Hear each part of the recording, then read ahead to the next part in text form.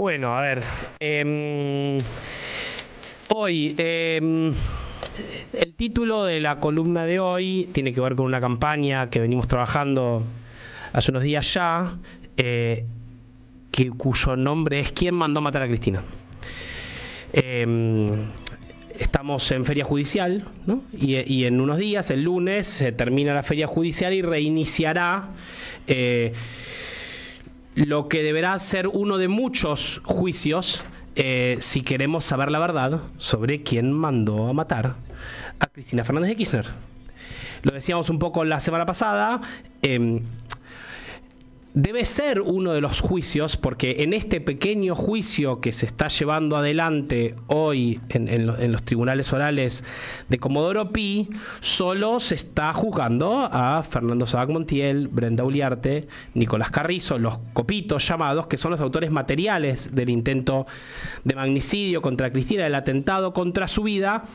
Pero en ese juicio, si eso termina ahí, se va a terminar de consagrar algo así como un pacto de impunidad para encubrir a los responsables intelectuales y financieros del atentado. Una vieja práctica en el Poder Judicial argentino, que es: yo me quedo con un pedacito de la causa, la fragmento en 1000 pedazos, me quedo con un pedacito fácil de resolver, que puede tener algún impacto para a la opinión pública, a los medios de comunicación. Acá está todo, y me olvido de todo lo otro. Quiero charlar un poco de eso. Me acordaba un poco, cuando empezamos a pensar en esta pregunta de quién mandó a matar a Cristina, me hizo acordar inmediatamente a un libro clásico de la década del 60 de Rodolfo Walsh, que es ¿Quién mató a Rosendo?, ¿no? Y lo fui a buscar, me lo acordé, un libro impresionante de Rodolfo Walsh, que se publica en el diario La CGT de los Argentinos en el año 1969. Rosendo García era el adjunto de la UOM en ese momento, ¿no? Que en una noche, en el año 66, en Avellaneda, en la confitería La Real, muere junto con 2 militantes de la resistencia peronista, Domingo Loajaquis y Juan Salazar, y en ese tiroteo, la policía termina cerrando el atentado y Walsh investiga y descubre la mano de Bandor atrás del intento del asesinato de Rosendo García y estos otros 2 militantes de lo que era en ese momento la izquierda peronista, el peronismo revolucionario. En la conclusión del libro, ¿Quién mató a Rosendo?, de Rodolfo Walsh, yo fui a buscar, es tremendo lo que dice, porque mira, después de contar toda la historia y reconstruir la trama de esos 3 asesinatos, dice Walsh: hasta aquí la historia del caso Rosendo García. No quiero cerrarla sin decir lo que a mi juicio significa. Hace años, al tratar casos similares, confié en que en algún género de sanción caería sobre los culpables, que el coronel Fernández Suárez sería castigado, que el general 40 sería castigado. Está refiriendo a los fusilamientos en los basurales de José León Suárez, que relató en Operación Masacre, un libro que tenía 10 años menos. Era una ingenuidad en la que hoy no incurriré. Sinceramente no espero que el asesino de Salazar vaya a la cárcel, que el asesino de Loajaquis declare ante el juez, que el matador de Rosendo García sea siquiera molestado por la divulgación de estos hechos. El sistema no castiga a sus hombres, los premia. No encarcela a sus verdugos, los mantiene. Y Augusto Bandor es un hombre del sistema. Eso explica que en 3 años la policía bonaerense no haya podido aclarar el triple homicidio que nosotros aclaramos en un mes.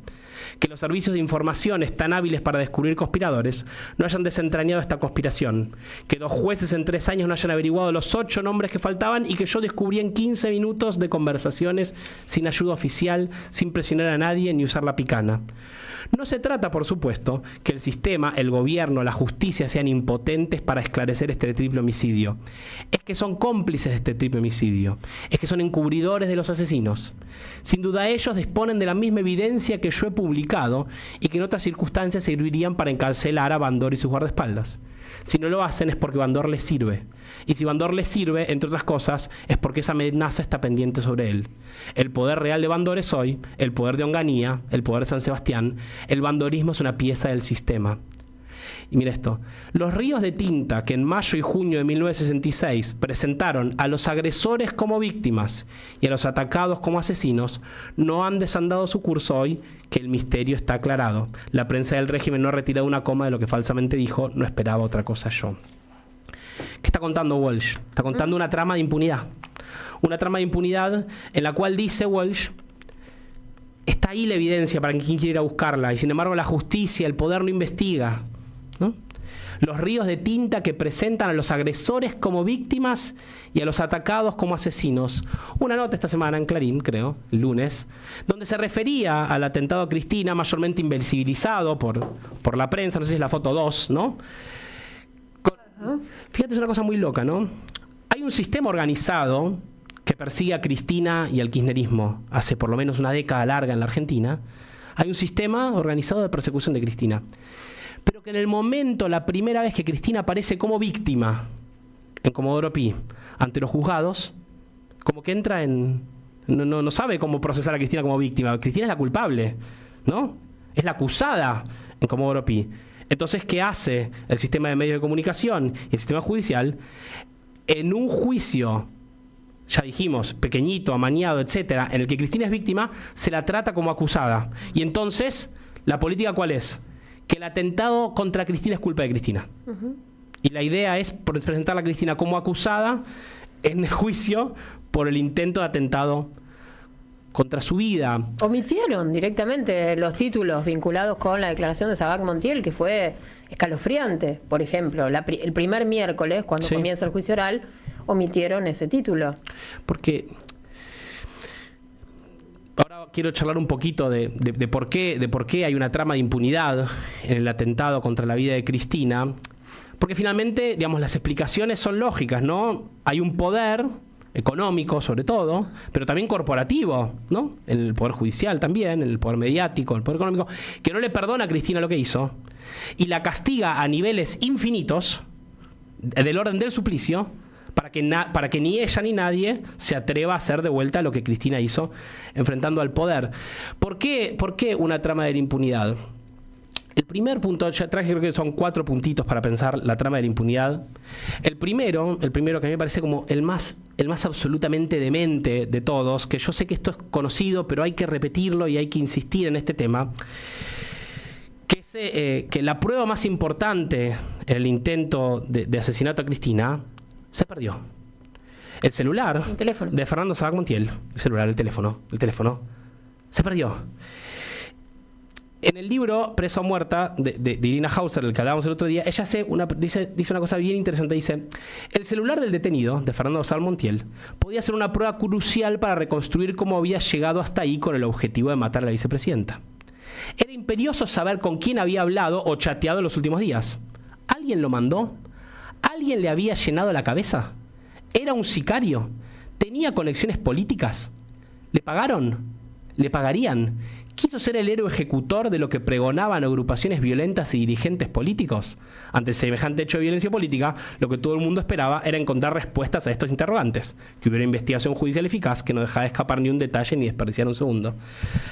A las 20:51 del 1 de septiembre, Fernando Sabac Montiel gatilla contra la cabeza de Cristina, la bala no sale de milagro, los militantes lo frenan, lo sacan sin violencia, lo entregan a la policía, ¿no? Sabac Montiel permanece detenido en un patrullero, luego es esposado y llevado como un gazebo, en el que pasa largas horas de la noche, ¿no? A las 12 de la noche, 0023 del 2 de septiembre, en esa noche, a Fernando Sabac Montiel le incautan el teléfono, ¿no? Lo incautan apagado, le extraen una tarjeta SIM y lo ponen en un sobre. Un sobre, sí. Un sobre, lo ponen en un sobre, así. Lo guardan en un sobrecito de madera, ¿no? Pim, pam, pum. Se sella, va al juzgado, ¿no? A las 3 de la mañana, el celular llega al juzgado de Capuchetti. Y Capuchetti lo recibe. Ahí en el juzgado estaba la jueza, estaban sus secretarios, estaba primero el fiscal de turno, después llegó el fiscal del caso, estaba el viceministro de Justicia de la Nación, Juan Martín Mena. En presencia de toda esa gente, una unidad de cibercrimen de la Policía Federal intenta abrir el teléfono.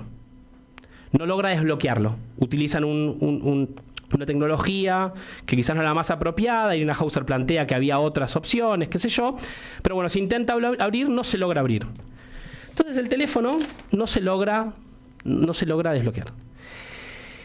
Y entonces dicen, bueno, en la Policía de Seguridad Aeroportuaria que queda en Ezeiza hay una tecnología mejor. Bueno, capaz lo mandamos así. Entonces el celular se guarda en un sobre, se sella, se pone en una caja fuerte en el juzgado de Capuchetti Y dicen, bueno, después lo mandamos a la Policía Federal, a la Policía de Seguridad Aeroportuaria.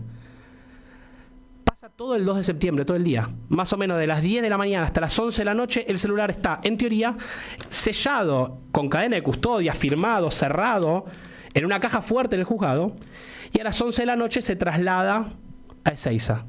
Cuando llega a Ezeiza, el celular de Fernando Andrés Sabac Montiel, el tipo que gatilló contra la cabeza de Cristina, su teléfono, cuando llega a Ezeiza, está el sobre roto y el celular prendido con un mensaje de error. La Policía de Seguridad Aeroportuaria dice que pasó. La policía que lo trajo en un autito, que era una policía que estaba de custodia de la jueza Capuchetti, dice, no, me lo dieron así. Roto el sobre y el celular con un error. La Policía de Seguridad Aeroportuaria trata de ver si puede desbloquear el teléfono y el teléfono se resetea de fábrica. Y se perdió. La prueba más importante del caso se perdió.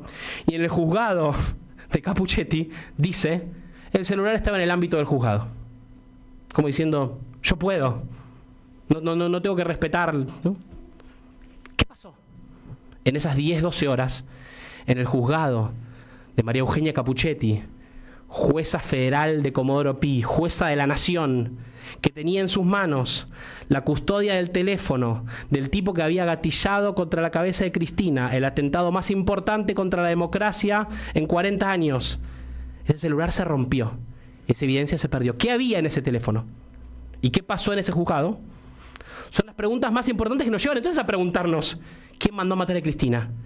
¿Qué había en ese teléfono que se borró? ¿Qué había en ese teléfono que alguien lo manipuló? Es imposible saberlo, porque en un punto la justicia tiene que dar explicaciones. Uno puede hacer una investigación, elucubraciones, los periodistas pueden hacer hipótesis, pero es el Poder Judicial quien tiene que dar esas respuestas y que no puede dar, por supuesto, la apertura y la ruptura de ese teléfono. Tramiten otra causa ahora en el juzgado de María Romilda Servini de Cubría, en el cual se investiga qué pasó con ese teléfono. Entonces empiezan a aparecer, bueno, roto ese teléfono, rota la principal prueba que podría haber servido para entender qué pasó en el atentado contra Cristina. Bueno, ahí están todas las otras pistas que no se investigaron, ¿no? Está, lo hablamos la semana pasada, los grupos violentos de Revolución Federal, creo que es la siguiente foto, ¿no? Grupos violentos que habían aparecido, esos son los autores materiales del crimen, pasemos, ¿no? Tenemos la siguiente foto, que era la jueza Capuchetti y el fiscal Rívolo, que son los jueces de la causa, y la fiscal, la jueza y el fiscal. Después Revolución Federal, creo que es la siguiente foto, ¿no? Los grupos violentos que empezaron a aparecer a principios, mediados de 2022, pequeños grupos de manifestantes, ¿sí?, que llamaban a la violencia en contra de Cristina y otros funcionarios del gobierno, que hacían marchas de antorchas, que organizaban reuniones, y que sabemos ahora que recibieron decenas de millones de pesos de parte de la familia Caputo, de la familia de Nicky Caputo, el hermano de la vida de Mauricio Macri, importantísimo empresario de negocios con el Estado en la Argentina, y de Luis Toto Caputo, actual ministro de Economía de la Nación, que financiaron a Jonathan Morel, el líder de Revolución Federal, y le dieron decenas de millones de pesos con facturas a su nombre para supuestos muebles de su carpintería de Bulón, que era un garage de puertas cerradas. Y que pocos días después del atentado, la Agencia Federal de Inteligencia, en ese momento intervenida por Agustín Rossi, del gobierno de Alberto, le da al juzgado de Capuchetti los audios de los spaces de Twitter donde los tipos explicaban cómo matar a Cristina. La jueza Capuchetti se niega a incorporar eso a su causa. Y dice, no, esto tiene que ir a sorteo. Y entonces cae en el juzgado de Martínez de Giorgi. Y el juzgado de Martínez, no, pero pará, esto tiene que ver con el juzgado. No, Capuchetti no quiere, ¿no? Y después en Cámara, creo que Borinsky o Llorens, uno de los jueces de Cámara, dice, no, que se mantenga una Cámara. Entonces, los grupos violentos de los que Fernando Sabac Montiel y Brenda Uliarte, entendemos por la evidencia más o menos se ve, de alguna manera participaban, contamos la semana pasada, Brenda Uliarte y Sabac Montiel estuvieron en una marcha de antorchas de Revolución Federal. La investigación sobre esos grupos y sobre el financiamiento tramiten otra causa. Después tenemos a Gerardo Milman, ¿no? Mano derecha de Patricia Bullrich, que se lo escuchó decir 2 días antes del atentado, a metros del Congreso en un bar, cuando la maten voy a estar camino a la costa. Y se probó que estaba en ese bar, que estaba con 2 secretarias, que todo eso sucedió, y que la jueza Capuchetti se negó a investigar. Tardó meses y meses y meses en pedirle los teléfonos a él y a sus secretarias. Y cuando le entregaron los teléfonos, Milman entregó un teléfono que se había salido a la venta después del atentado. Y un detalle, efectivamente estaba en la costa. Efectivamente estaba en la costa cuando sucedió. Sí. Y de las dos secretarias, una después declaró meses después y dijo, sí, o sea, yo estuve en esa reunión, estuve ahí, no me acuerdo que Milman haya dicho eso, pero sí cuento que en noviembre, diciembre de 2022 me llamaron a las oficinas de Patricia Bullrich, donde estaba Milman y la otra secretaria, y a los tres nos borraron los teléfonos. Un perito informático de confianza de Patricia Bullrich, que hoy es funcionario del Ministerio de Seguridad de la Nación, y el abogado de confianza de Patricia Bullrich, que estaba al teléfono. Borraron los teléfonos. Borraron todos los teléfonos de Milman y sus secretarias. Para que los pudieran entregar borrados. Eso está en el juzgado de Cappuccetti, que se negó a incorporarlo a la parte de la causa que va al juicio oral. Cristina, en mayo del año pasado, cuando Cappuccetti manda la causa a juicio oral, Cristina apela para decir, no, pará. ¿Y Milman? Eso tiene que ser parte de la causa. A ver, para que se entienda, digamos. La pista de Milman está en el expediente del juzgado de Cappuccetti. Pero la jueza y el fiscal se negaron a elevarlo a juicio oral. O sea, dijeron, elevemos un pedacito a juicio oral de los autores materiales y todo esto lo dejemos al costado. Lo vamos investigando a poquito, con tiempo, rechazando los pedidos de la querella de Cristina. Cristina la recusó 6 veces a Cappuccetti. Por el encubrimiento.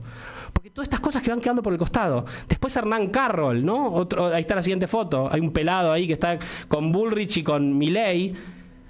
Hernán Carroll, que tenía vínculos con Brenda Uliarte, que compartió un viaje con el jefe de gabinete de Milman, de quien Fernando Sabac Montiel en una carta al juzgado dijo, quiero que mi representación esté en manos de este hombre, Hernán Carroll, que tenía un grupo de estos como Revolución Federal que se llama Nueva Centro Derecha. Tampoco se investigó. La vecina de Cristina, Jimena Tesanos Pintos, creo que es la última foto. Jimena Tesanos Pintos. ¿Se acuerdan la vecina que vivía en el edificio superior? Sí. Que formaba parte de otro grupo que se llama Equipo Republicano, cercado de López Murphy, que invitaba a los de Revolución Federal a su casa, que estaba justo arriba de Cristina, y los tipos se sacaban fotos de arriba. Tampoco se investigó. Entonces esta es la trama del encubrimiento. Por contar 4 o 5 cosas. El celular destruido y todas estas otras pistas que te pueden llevar a pensar autores intelectuales, autores financieros, conexiones políticas, conexiones empresariales de una trama que no sé cómo es. No sabemos cómo es. Por eso la pregunta, ¿quién mandó matar a Cristina? No la justicia tiene que responder esa pregunta.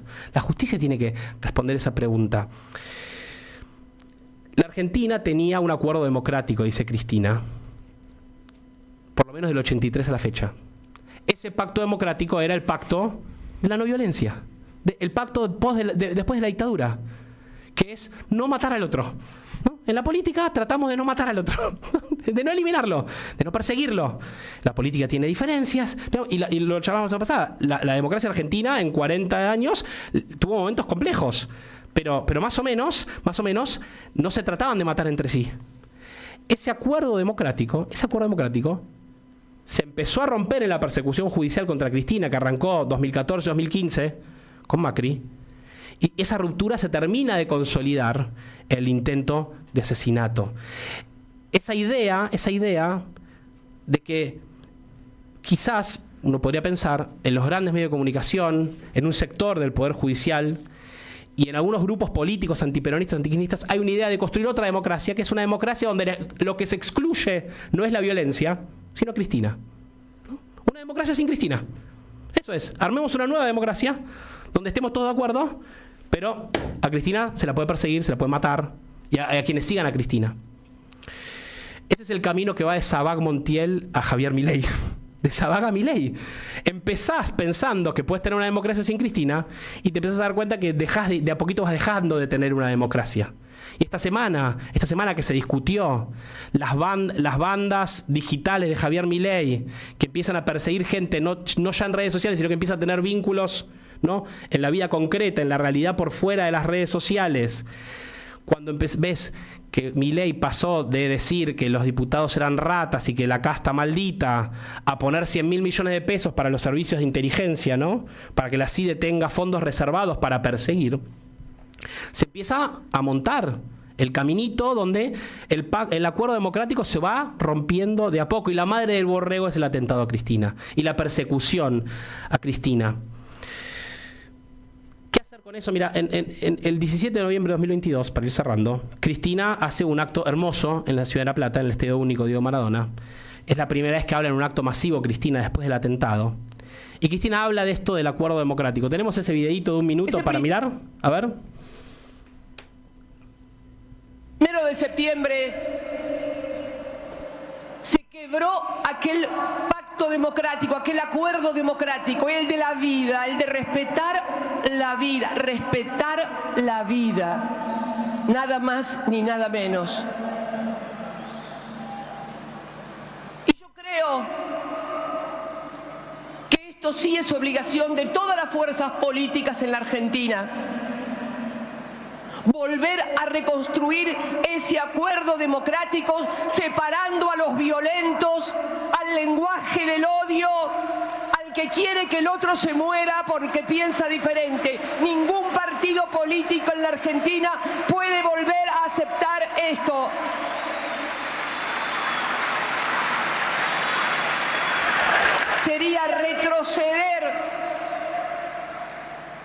Sería retroceder a etapas predemocráticas.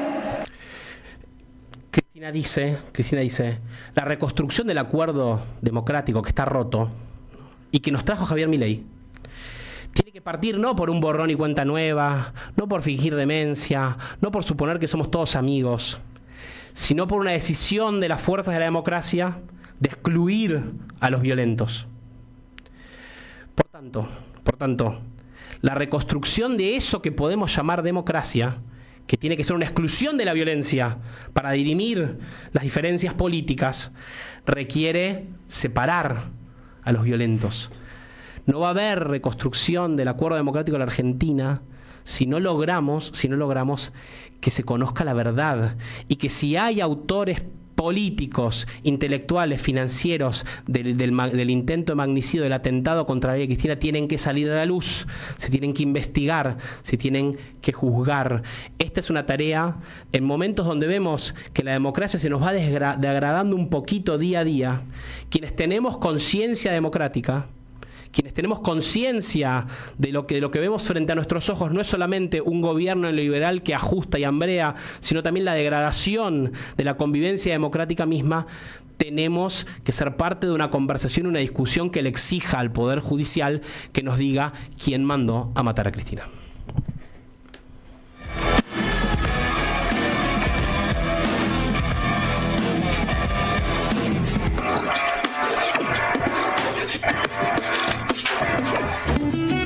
Ahí va, sí, llegamos a la mitad de este programa, nos vamos a dar la media vuelta, enseguida regresamos.